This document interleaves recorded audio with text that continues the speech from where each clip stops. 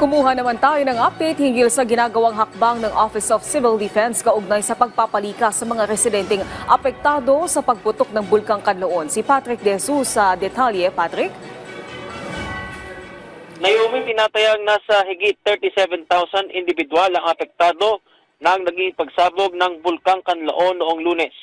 Patuloy naman ang paglilikas sa iba pang residente dahil kung matatandaan ay 56,000 ang target sa ilalim sa forced evacuation ng gobyerno na nasa loob ng 6-kilometer danger zone.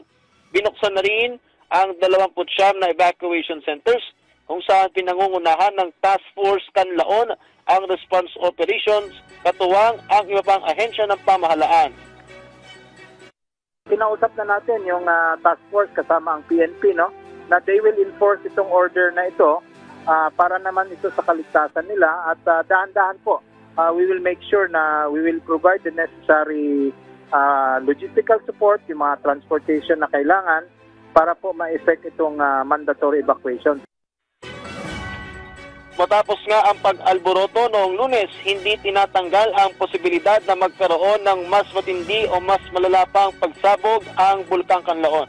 Nakahanda rin ang pamahalaan sa oras na kailanganing itaas ang alerto ng bulkan sa level 4 kung saan palalawakin ang danger zone ng 8 hanggang 10 kilometro. Dito na Naomi, inaasahang aabot sa 64,000 ang kailangang ilikas.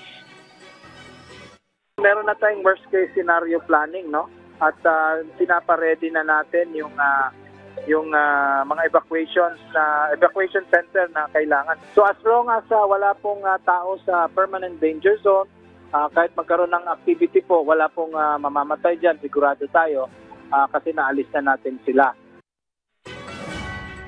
Naomi, kabilang sa worst case scenario planning na sinasabi ni ASIC Rafi Alejandro ng Office of Civil Defense ay yung pagdaragdag ng evacuation centers, prepositioning ng family food packs, portalets at iba pang pangunahing pangailangan ng mga evacuee. Yan ang pinahuling ulat. Balik sa inyo, Naomi.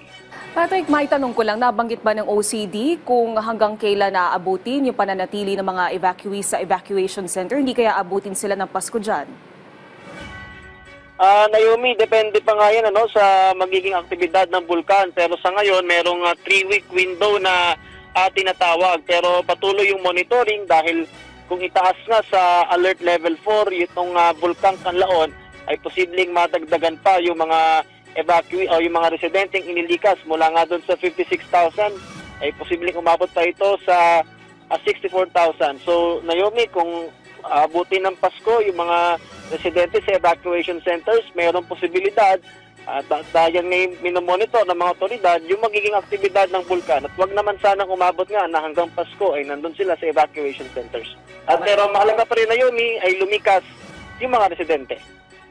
Maraming salamat, Patrick De Jesus.